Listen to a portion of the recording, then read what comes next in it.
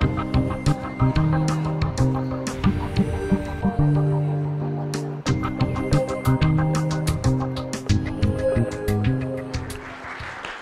Monsieur le secrétaire perpétuel, Monsieur le Président, Mesdames et Messieurs, bonjour à tous.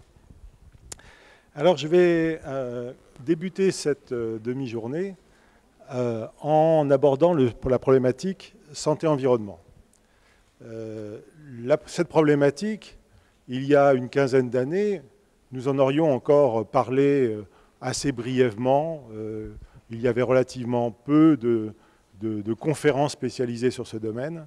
Et depuis une quinzaine d'années, vraiment des progrès considérables ont été accomplis et la majorité des pays du monde ont pris conscience de l'importance de ce thème et de l'importance des relations santé-environnement sur la santé humaine. Alors, l'exposé que je vais vous faire aborde un des points fondamentaux à l'intérieur de cette problématique, qui est l'évaluation des risques liés aux problématiques santé-environnement. Alors, le contexte de cette problématique, il est le suivant, que nous connaissons tous, mais qu'il est toujours bon de rappeler, à savoir que nous sommes au centre d'un ensemble et que cet ensemble, qui est notre environnement, environnement au travail, environnement général, est largement influencé par des paramètres divers qui vont influencer sur notre santé.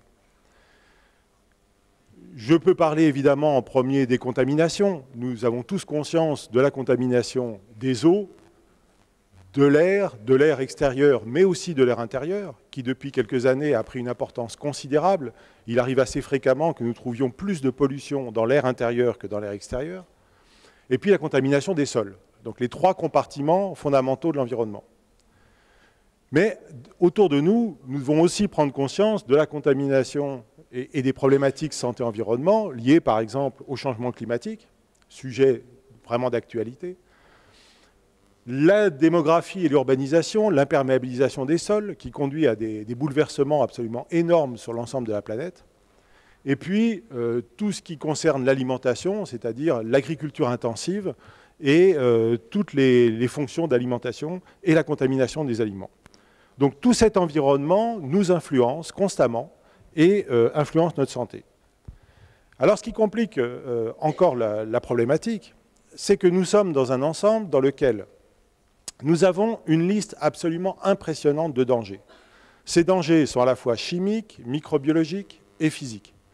Donc je peux citer par exemple les radiations ionisantes, les contaminations chimiques, un certain nombre de risques microbiologiques dont certains sont émergents, le bruit par exemple aussi, et les champs électromagnétiques. Donc tout cet ensemble de dangers nous agresse constamment. Nous sommes exposés de manière multiple. Donc déjà, vous imaginez la complexité de la problématique lorsque nous savons que dans une journée, nous sommes agressés par l'ensemble de ces dangers. Donc des contaminations multiples, l'exposition se fait vie entière depuis l'influence in utero jusqu'à notre mort. Les effets sont détectés souvent à très long terme, donc c'est assez difficile d'essayer d'évaluer le risque potentiel d'un danger, d'un effet biologique qui se produira 30 ans plus tard. Et puis, nous avons un certain nombre de périodes critiques dans notre vie pendant lesquelles les effets sont encore plus importants.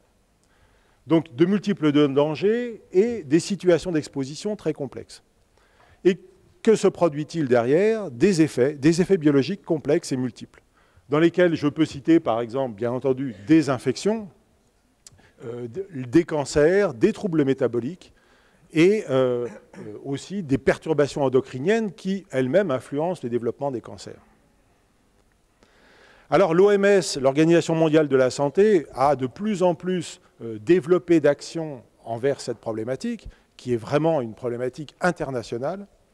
Et l'OMS exprime un certain nombre de priorités qui sont, par exemple, d'évoquer le fait qu'un certain nombre à peu près un quart des problèmes de santé mondiaux sont liés à la problématique de l'environnement.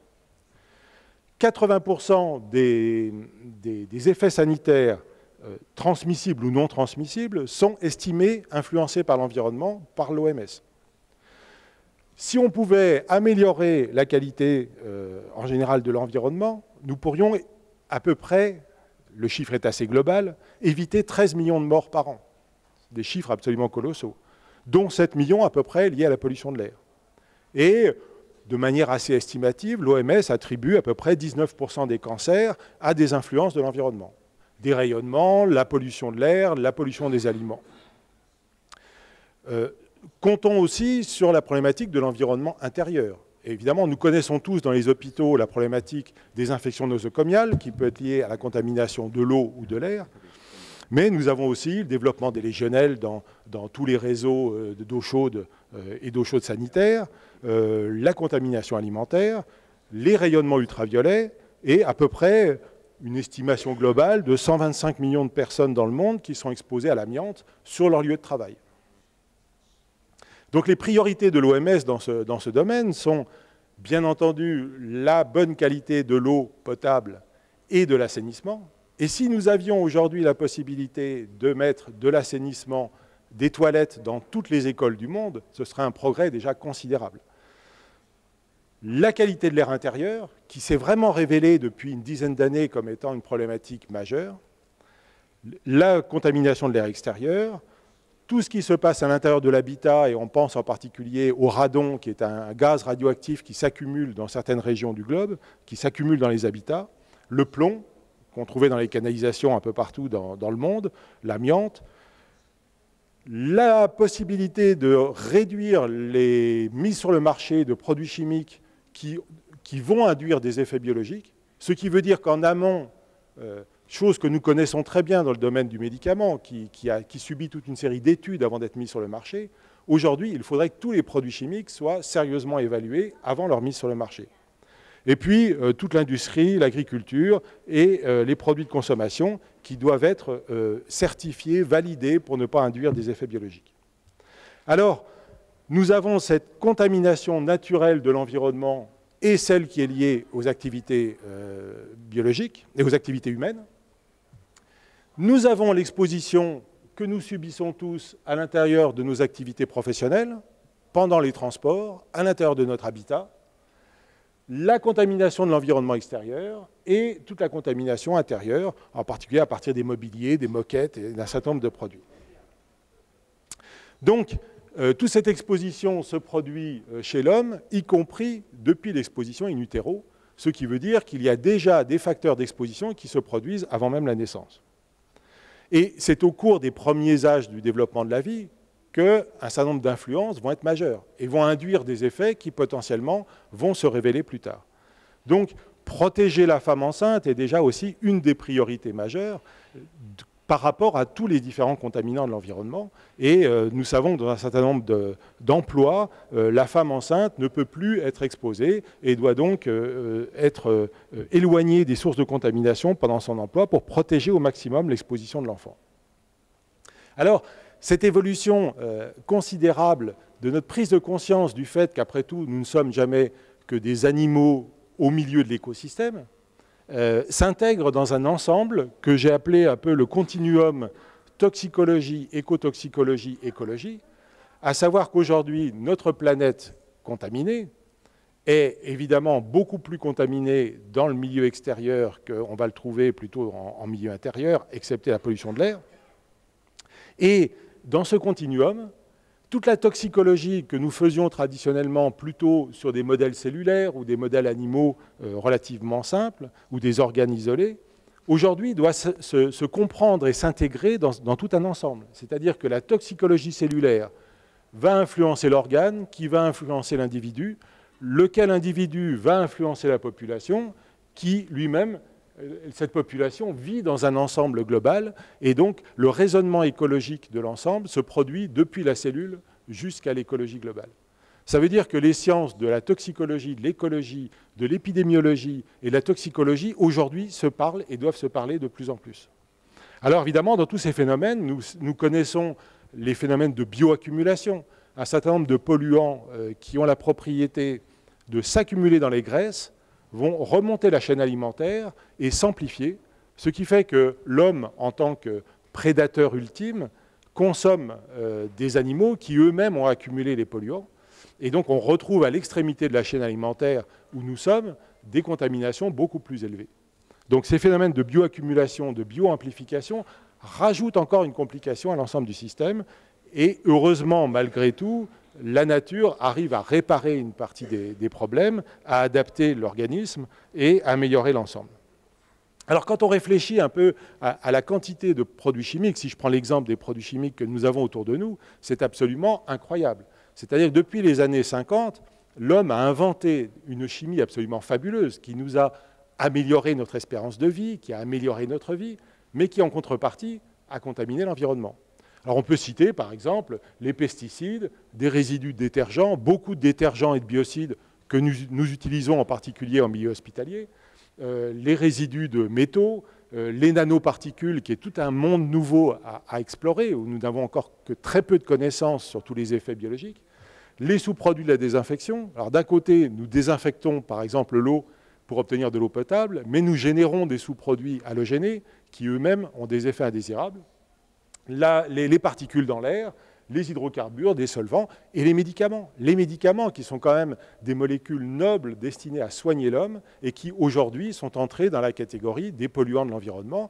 Et comme ces molécules ont des effets biologiques, bien entendu, il faut apporter une attention particulière à la réduction de la contamination de l'environnement par ces médicaments. Donc vous voyez que nous avons une multitude de dangers en très faible dose. Et ces très faibles doses font des expositions jour après jour sur les organismes, alors organismes environnementaux, mais l'homme aussi. Et c'est ce mélange qui va induire des effets, mélange qui va se combiner avec tous les autres dangers. Alors, il faut que nous puissions faire quelque chose. Et c'est là-dessus que les progrès ont beaucoup évolué ces dernières années. C'est-à-dire, les grands centres de lobbying, de pression, sont par exemple la pression agricole, la pression industrielle, la pression de l'automobile. Donc beaucoup de grands centres de pression essayent d'influencer l'état d'esprit des gens. Les scientifiques eux-mêmes essayent, et je le fais aujourd'hui, essayent de bien expliquer à quel point ces dangers sont importants. Les médias transforment tout cela, parfois plus ou moins bien, pour expliquer aux populations les dangers et les risques. Et puis nous avons tous nos influences sociales et culturelles qui vont nous influencer. Donc le public a une perception de cette problématique qui est de plus en plus importante. Et donc pour pouvoir être objectif et pour pouvoir agir, il faut avoir une évaluation du risque, et une évaluation la plus objective possible. Et puis il faut tenir compte aussi de la perception du risque, à savoir que si les scientifiques démontrent qu'il n'y a pas de risque par rapport à un mélange de polluants dans l'environnement, le public n'est peut-être pas prêt à l'entendre. Le public a peut-être envie d'avoir un environnement sans aucun polluant, ce qui ne serait pas possible. Donc en tenant compte de l'évaluation du risque et de la perception du risque, nous devons construire le tableau de bord le plus efficace possible, le tableau de bord qui permet aux décideurs de prendre les bonnes décisions. Sans tableau de bord, nous ne pouvons pas décider. Et derrière, le management du risque, donc la gestion du risque et l'acceptation du risque par le public sont des enjeux très importants pour pouvoir améliorer la santé. Alors, cette évaluation du risque, elle suit un ordre logique qui maintenant est bien établi et qui consiste tout d'abord à identifier le danger. À partir du moment où nous avons identifié le danger, nous avons beaucoup progressé. Le danger va être le micro-organisme, le produit chimique ou le rayonnement qui va induire des effets. Bien, nous identifions le danger. Ensuite, nous devons mesurer la relation dose. C'est-à-dire, en gros, mesurer à partir de quand la concentration va induire des effets biologiques. Donc nous avons là déjà beaucoup progressé. Nous connaissons le danger, nous connaissons ses effets, et nous savons à partir de quelle dose il induit des effets. Ensuite, nous devons mesurer l'exposition du public. C'est-à-dire que s'il n'y a pas d'exposition, le danger disparaît. C'est-à-dire que pour qu'il puisse y avoir danger, pour qu'il puisse y avoir risque, il faut que le danger s'approche de l'individu pour induire un effet. Donc, à partir du moment où nous avons ces trois éléments, nous pouvons calculer, et c'est ce que font les agences sanitaires internationales, calculer le risque pour les individus de développer une pathologie. Donc, nous caractérisons le risque, et à partir de ce moment, nous posons sur la table des décideurs, qu'ils soient industriels, politiques, tous les décideurs, nous posons le tableau de bord objectif et scientifique qui va permettre aux décideurs de prendre les bonnes décisions. Il va donc mettre en place de la gestion du risque, puis ensuite vérifier que les effets appliqués sont positifs, pour pouvoir ensuite modifier encore le système et améliorer constamment la qualité. Alors, Dans ce domaine-là, ce sont plutôt les scientifiques qui vont travailler à bien identifier les dangers, mesurer les relations dose-effet. Dans ce domaine, c'est plutôt le domaine qui est aussi scientifique et technologique, qui est le domaine des évaluateurs de risque. Et puis, la troisième partie, qui ne doit pas être confondue avec l'autre, c'est celle du monde des décideurs. Et donc, il est toujours bon que les évaluateurs de risque ne soient pas en même temps les décideurs. Alors, si je prends ces différentes parties, l'identification des dangers, aujourd'hui, nous avons fait des progrès considérables en chimie analytique, puisque nous avons aujourd'hui, grâce à des couplages de spectrométrie de masse et de chromatographie, la capacité d'analyser, je ne vais pas dire tout, mais presque tout, à des doses infimes. Le problème, c'est qu'en dosant tout, on finit par trouver de tout partout, et qu'on n'a plus l'interprétation suffisante pour être capable de dire, y a-t-il vraiment un danger? Y a-t-il vraiment un risque? Oui, même moi, je me trompe, c'est plutôt un risque. C'est-à-dire qu'en fait, nous avons une liste de polluants absolument considérable, et évidemment, en posant la question aux analystes, est-ce que tout cela est dangereux? Il va vous dire oui, mais je ne peux pas l'évaluer. Donc, la chimie analytique a fait beaucoup de progrès, nous donne beaucoup d'informations, mais ne nous donne pas l'information de l'effet. En microbiologie, c'est pareil, la biologie moléculaire nous apporte des données considérables, mais parfois nous donne une information sans savoir si le micro-organisme est vivant ou pas. Donc potentiellement non dangereux, présent mais non dangereux. Donc le grand défi, c'est bien d'associer l'analyse chimique avec des tests biologiques, de manière à pouvoir dire cet aliment, cette eau ou ce concentrat d'air est susceptible effectivement d'induire un effet biologique. Et nous devons développer bien entendu des tests rapides, équiper au maximum l'environnement de capteurs pour pouvoir mieux analyser les éléments. Et dans le domaine de la microbiologie, pouvoir détecter toutes les bactéries viables mais non cultivables, qui représentent une grande masse de micro-organismes autour de nous, qui sont présents mais qu'on n'arrive pas à cultiver lorsqu'on fait des cultures sur des milieux traditionnels de gélose, et qui sont pourtant autour de nous et potentiellement capables de devenir infectieux. L'écologie microbienne est aussi un domaine très important, et je citerai par exemple le cas de la légionellose et de la contamination par les légionnelles dans les réseaux d'eau chaude. Deuxième niveau, mesurer la relation dose-effet. Là, on retombe sur ce que j'évoquais tout à l'heure, à savoir le continuum toxicologie, écotoxicologie, écologie. C'est-à-dire qu'on doit pouvoir bien mesurer sur les organismes l'effet induit en fonction de la dose. Alors là, souvent, en laboratoire, nous faisons des expériences sur des cellules isolées ou sur des animaux, ce qui montre bien que les animaux que nous utilisons comme modèle nous permettent d'accéder à de l'information pour l'homme. Nous travaillons sur des très faibles doses, puisque l'environnement a quand même des concentrations qui sont à des niveaux très faibles. Donc ça veut dire des effets très difficiles à évaluer. Et il faut utiliser un certain nombre de biomarqueurs pour pouvoir bien identifier l'impact qu'on peut avoir sur les organismes, et puis étudier toute la problématique des métabolites.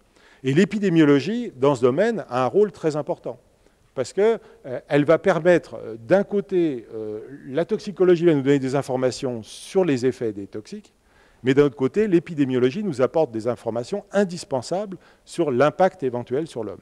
Et la grande difficulté, c'est que quand on raisonne sur les produits chimiques, les doses étant très faibles et les effets à très long terme, l'épidémiologie a du mal à réussir à faire des démonstrations évidentes.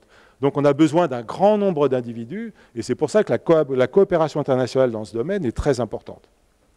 Alors oui, dans le domaine de la microbiologie, il arrive que les effets soient perceptibles avec un seul micro-organisme. Si on prend le cas, par exemple, de Cryptosporidium dans les aliments ou dans l'eau, la présence d'un seul kyste de Cryptosporidium induit des effets. L'exposition. Alors l'exposition, c'est aussi un des domaines très importants, puisque nous connaissons le danger, nous connaissons la relation dose-effet, et maintenant nous devons mesurer l'exposition de l'individu. En gros, combien ou à quel moment sommes-nous exposés? Alors là aussi, des progrès considérables ont été faits, avec des capteurs qui maintenant sont très modernes, des capteurs qu'on peut porter sur soi, qui permettent de faire des évaluations, mais il y a encore beaucoup de progrès à accomplir. Nous avons besoin de campagnes analytiques qui permettent de déterminer le niveau d'exposition des populations. Alors, vous savez, le prix des analyses étant très élevé, lorsqu'on doit faire une campagne nationale d'évaluation de la contamination, c'est des sommes absolument considérables. Et donc, plus nous aurons de données venant d'une coopération internationale, plus nous aurons d'informations, puisque la contamination ne s'arrête pas aux frontières, hein. Et donc, toute cette problématique est internationale, nous y avons tous un intérêt commun, et donc il est très important de s'unir pour faire des grandes campagnes de mesure de la diffusion des contaminants à travers l'environnement. Et puis, bien entendu, mesurer les expositions par les différentes voies d'exposition, puisque nous sommes exposés par voie orale, par inhalation, par contact cutané. Et puis, les éléments récents, c'est d'être bien capable d'arriver à déterminer l'exposition liée à chacune des sources. C'est-à-dire que, par exemple, récemment en France, l'Agence de sécurité sanitaire a démontré que les apports en pesticides des populations étaient 10% à peu près dus à l'eau et 90% liés aux aliments. Ce qui veut dire qu'on a tendance à mettre des normes beaucoup plus sévères sur l'eau que sur les aliments, et en fait, ce n'est pas forcément le cas. Donc, bien mesurer les sources d'exposition diverses de l'homme. Et nous arrivons à ce thème très important qui se développe actuellement, qui est celui de l'exposome. L'exposome étant un nouveau concept qui consiste à dire « mesurons la totalité de l'exposition que chacun de nous recevons au cours de notre vie et au fur et à mesure de notre développement, pour être capable de bien identifier les dangers principaux et les effets qui vont être induits sur l'homme au cours de son développement. » Donc l'exposome, c'est une approche très pluridisciplinaire, hein, très importante, qui va associer la chimie analytique, la toxicologie, l'épidémiologie. Tout le monde va travailler ensemble pour bien focaliser sur la contamination humaine et être capable de mesurer la multiple exposition à laquelle nous sommes exposés à longueur de temps. Et donc nous nous retrouvons devant un schéma qui, bien entendu, est complexe, mais les scientifiques sont là pour résoudre les problèmes complexes. Et donc aujourd'hui, nous connaissons beaucoup mieux l'ensemble de ces phénomènes, à savoir toutes les expositions que nous recevons, mais nous avons encore de très grands progrès à faire pour pouvoir non seulement mesurer la totalité, et si possible la réduire bien sûr, mais mesurer les différents effets et l'impact à long terme qui peut intervenir sur l'organisme.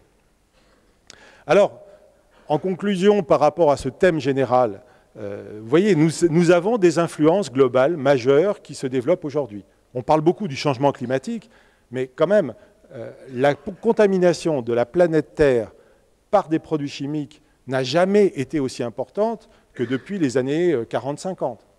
Donc cette contamination, elle est liée à une activité industrielle, une activité humaine qui nous a apporté des bienfaits colossaux.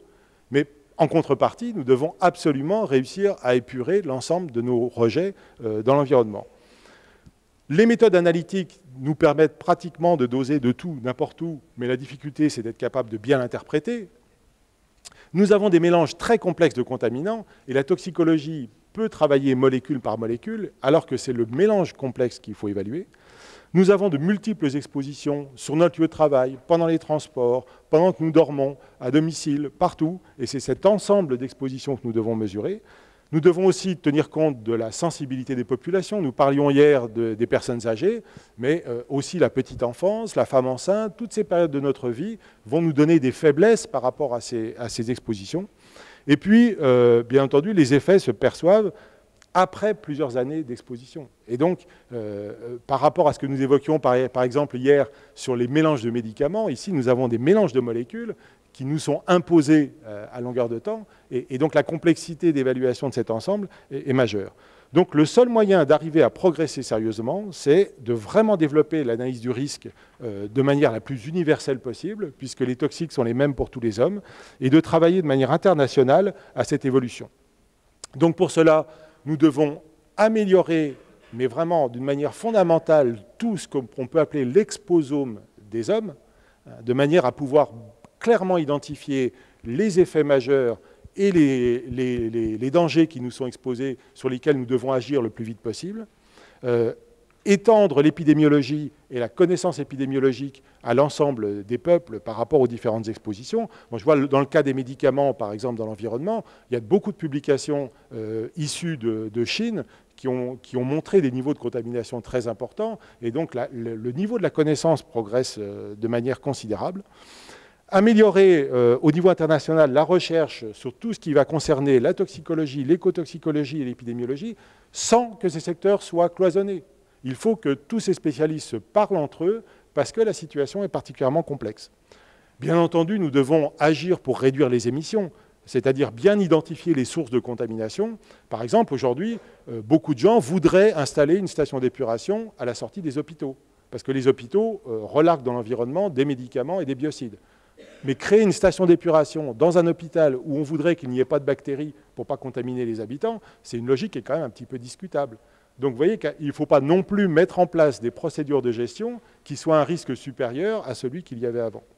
Réduire les rejets et puis mettre en place des normes dont nous reparlerons tout à l'heure. Nous devons réduire les expositions au travail, c'est-à-dire protéger les travailleurs contre les expositions professionnelles. La sécurité alimentaire est un secteur très important. La qualité des matériaux aussi. Nous connaissons beaucoup de polluants de l'air qui viennent des relargages à partir des matériaux. La sécurité, l'assurance qualité, le monitoring, le contrôle régulier. Il y a 20 ans, par exemple, pas beaucoup de villes dans le monde faisaient du contrôle de la qualité de l'air. Aujourd'hui, les choses se sont développées et doivent encore se développer. Et puis, un thème très important qui est ce que nous faisons en partie aujourd'hui, c'est-à-dire de l'information, de la formation. Et vous, les professionnels de santé, vous devez pouvoir être informés et renseignés sur tous ces risques environnementaux pour les retransmettre au public et pouvoir diffuser l'information pour protéger tout le monde et prévenir les risques pour la santé publique. Donc vous voyez, nous sommes dans un ensemble dans lequel chaque spécialiste examine son problème avec son œil de scientifique et par rapport au problème général, chacun voit un petit bout en étant persuadé de la réalité de ce qu'il a observé. Et c'est grâce à la compilation de l'ensemble qu'on peut réussir à bien identifier le problème, parce que si nous restons un peu trop cloisonnés dans nos disciplines à regarder un petit morceau du problème, nous ne trouverons pas forcément toute la solution. Merci de votre attention.